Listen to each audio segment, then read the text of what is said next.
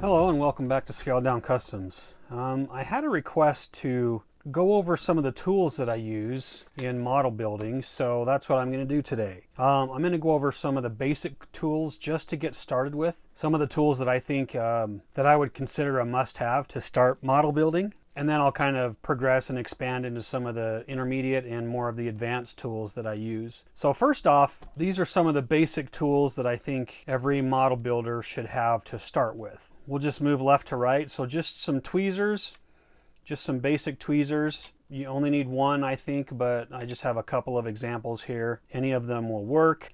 This is actually a diamond file. It's a really fine file. This is actually specifically for photo etched parts. Once you cut them off the sprues, you can use this to kind of smooth off the edges. Of course, I think of all the tools, I think this is probably the most used, most versatile, and an absolute must-have tool in any model builder's toolbox. The X-Acto knife. These are just the standard number 11 blades, and I use this constantly all the time. And so a good X-Acto knife is a must-have. And you can get X-Acto blades relatively cheap. This is a box of 100. I have another box of 100. A few dollars and you can get some of these boxes. While I'm talking about X-Acto blades, it's important to have a sharp blade when you're working with on your projects. And so to dispose of the blades, don't just throw these in the garbage. They are super, super sharp. I have this little X-Acto disposal box. A stack of blades came in here and I've used all those, but there's a slot here that you can slide your used X-Acto blades in and then dispose of this whole container, and that way they're disposed of and they're safe. There's other disposal boxes. There's little boxes that you can put your used blades in. If you have to, at a minimum, put some together, the blades facing in, and then tape them up if you need to dispose of them that way. That's better than just throwing them straight in the garbage. All right, so moving on, sanding devices. So this is just an emery board, a couple of different sanding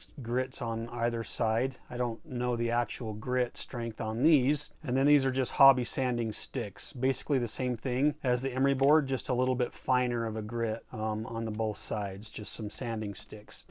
Basic polishing cloth, just a small one, microfiber cloth to use for polishing, and then some way to get the parts off of the sprue. So these are actually side cutters. These are made by Tamiya. You can use these to cut your parts with. You can start with using your X-Acto blade and just kind of cutting them off this way if you want. This works just fine. And then I moved up to these sprue side cutters. These are made by Micromark. I used these for a while. These work really good. They have a flat edge, so it gives you a nice clean cut on your parts. Just like that. And then I moved up to these Tamiya side cutters, and again I use these constantly all the time to getting my parts off the sprues, giving me a nice flush cut. The good news is that there are kits like this available. You can just do a quick Amazon search. This kit basically comes with everything that you see here in one complete little box. And I think they start out at like $8-9, go up to 12. I think I saw one for $20, but it had like little screwdrivers and extra parts in it. So this is a really good starter kit if you're looking to get started into model building, any kind of models, Gundam, model cars, whatever you want. These tools will be used in any kind of model building that you decide to get into. And like I said, they're pretty cheap, so it's a really good starter box.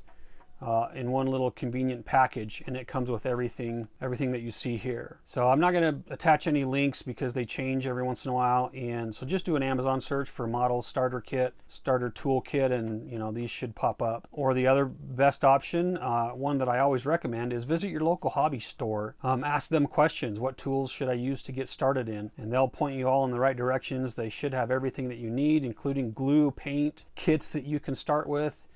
Everything that you need. I highly recommend getting to know your local hobby store and supporting them. Anyway, so all this will come in that starter kit that I just mentioned. So moving on to some of the other tools. So along with sanding, you can also get sandpaper. This is just automotive grade wet dry sandpaper. This is a 3000 grit. I use this a lot for finishing sanding. Those are really good. And then these Tamiya sanding sponges. I use these all the time. This is a 600 grit. This is probably the grit I use the most. So these are really good to get once you start moving up and getting, collecting different tools as you progress. So this is a really good item to have as well. So a little more detail on the X-Acto blades. There are all kinds of shapes and sizes that are available, and you can just unscrew it and the blade comes out. Again, I'd say this is the most important tool to start with when you're getting into model building. But as you can see, they come with, these are just the number 11s, and they come with all different kinds of shapes and sizes depending on different projects and different applications that you have. And there are also saw blades available for the X-Acto knives. These are really handy as well. Probably some of the next most important tools. Again, we'll just go from left to right. I just have a bunch of different types of paint brushes. Some average size paint brushes down to some very fine detail paint brushes. There's a whole gamut of these, and again, your local hobby store, Amazon has some good starter packages for detailing paintbrushes. Some hobby sticks, and I'll actually use blue tack with these. Just peel off a little bit of blue tack, stick on my hobby stick, and I can use this to hold parts to spray them if I need to. So I use these a lot, and I also use these. These are just hobby sticks with alligator clips glued to the end of them, and I use these all the time as well, again, to hold parts as I need for painting or gluing or whatever. So these are really handy. Magic marker, if you watch my videos, I've learned this from other people watching their videos as well. I use this a lot for marking the mold lines for sanding them off. Q-tips, cotton buds, I have a box of those. Toothpicks, I use those all the time. Small scissors, you can use these for cutting out decals from the decal sheet. You can use those a lot, but I find I use my number 11 X-Acto blade for that mostly. So these are just kind of optional. And then a pin vise, and this is for drilling. If you want to drill small holes in something, a good little pin vise for drill bits. I don't use this very often, but handy to have if you need to. All right, so next we'll talk about some paint, some glue, and some tapes that I use. I don't have any rattle can color paint because I mostly use airbrushing for my painting, but I do find that I use a lot of the primer in the rattle can just because I can get a lot of things primed up and works really well right out of the can. And there's a lot of really good rattle can sprays. To me, it has a really great line. So rattle can sprays are really good to start with when you're getting into model building. So another handy thing to have is some decal setting solutions. These are by Microscale Industries. You can get these from Micromark or your local hobby store, things like that. It comes in a 2-pack because this is a softer or milder solution. So you'll put this on first, kind of put it on the surface, then put your decal on, and it allows you to kind of move the decal around a little bit to get it set. And then once the decal is set down, you can put some of this micro sol on there. And this is actually a softening solution which will start to, I guess for a lack of a better word, dissolve the decal a little bit, so it'll help it to conform to the surface.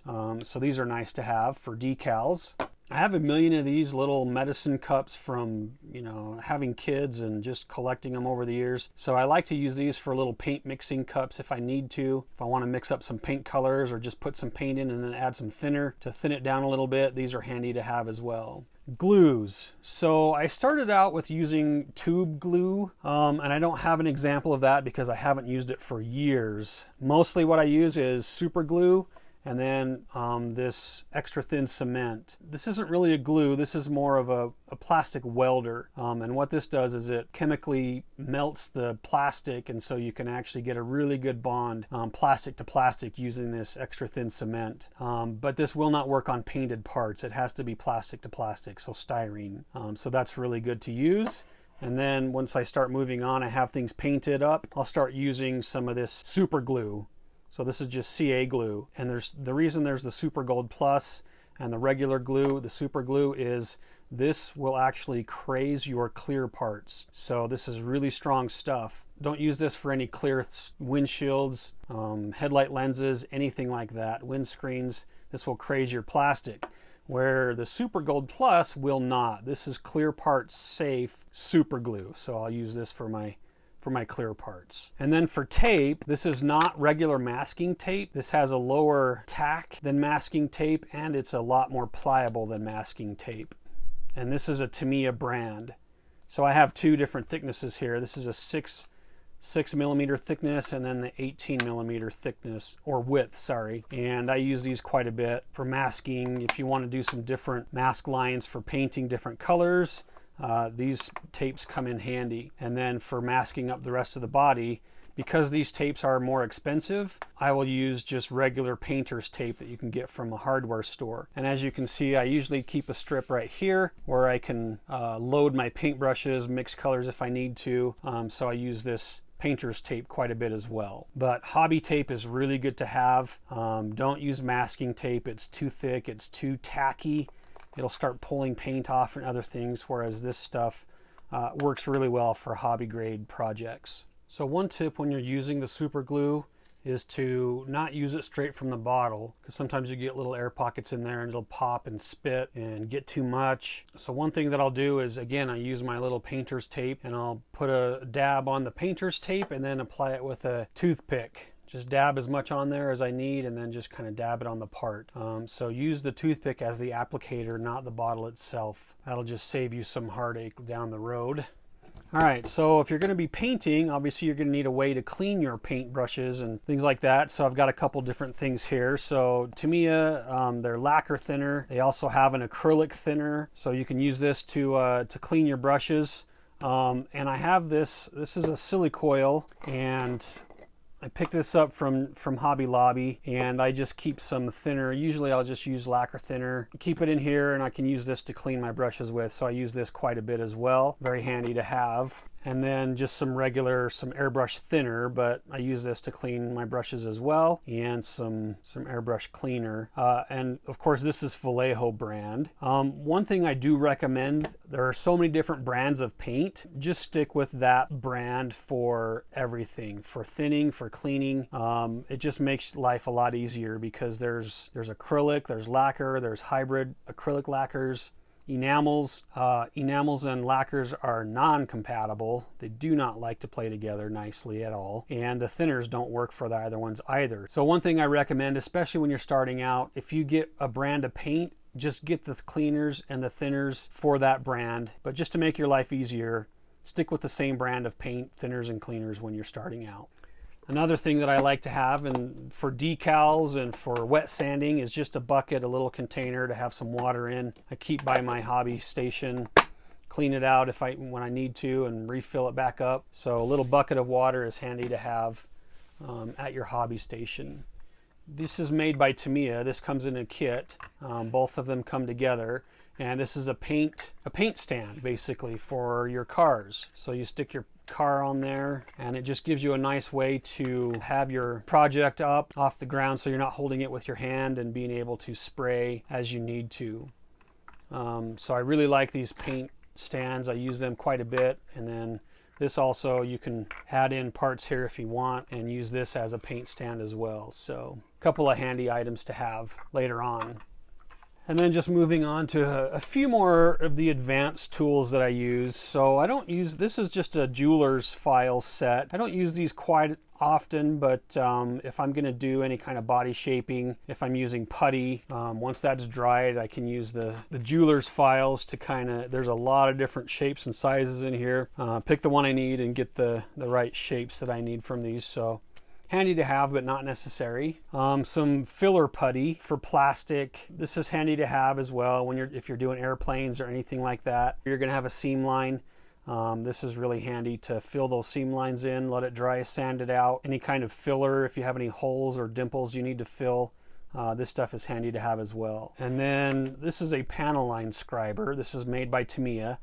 It has a couple of different attachments that you can use, a couple of different thicknesses on their panel line scribing ends. And I'll use this to scribe out my panel lines just to get them deeper.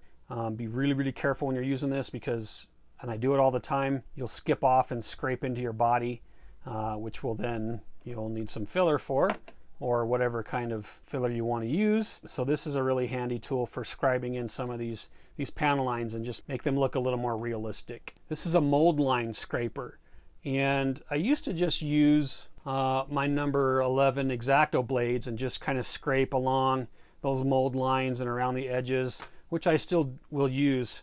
I use this quite a bit, But I found this tool recently, and I've started using this, and I like this a lot. This is made by Master Tools. I picked this up at my local hobby store. So you'll notice that the head is not as sharp as like a knife blade or an X-Acto blade. And that's handy because when I'm using this to scrape along my mold lines, because the edge isn't quite as sharp, it's a heavier edge, it glides along those mold lines a lot smoother. Whereas the number 11 blade, because it's so sharp and so light, it has a tendency to start to skip on some of those a little bit. But again, I still use this quite a bit for that, so you can still use that. But this is just a nice addition later on when you start adding more tools to your toolbox. And of course, a box of gloves, just rubber gloves. These might be a little bit harder to get now because of the pandemic going on. But I use these quite a bit as well. One, to keep my greasy hands from getting oil spots on my cars and things like that, my projects, and to protect my hand if I'm painting, airbrushing, anything like that, keeping paint off my hands as well. So another item that I highly recommend is a good hobby mat. It'll protect any surface, any desktop surface you're using. And these are self-healing cutting mats. So when you're cutting things, cutting out decals, anything like that, a good hobby mat is really indispensable. A good work surface for when you're building anything. But that's pretty much it. That's probably most of the tools that I use all the time. And I have a few other things here and there that I use. But for the absolute must-have, there's tools to begin with, up to some of those intermediate and a little bit more advanced tools. That's pretty much it. Those are the tools that I use. So I hope that was helpful. If you have any other questions on some of those tools that you saw me use, feel free to add those in the comments. And I think that'll do it for this video. So I hope that was helpful. Thanks for watching. We'll see you on the next one.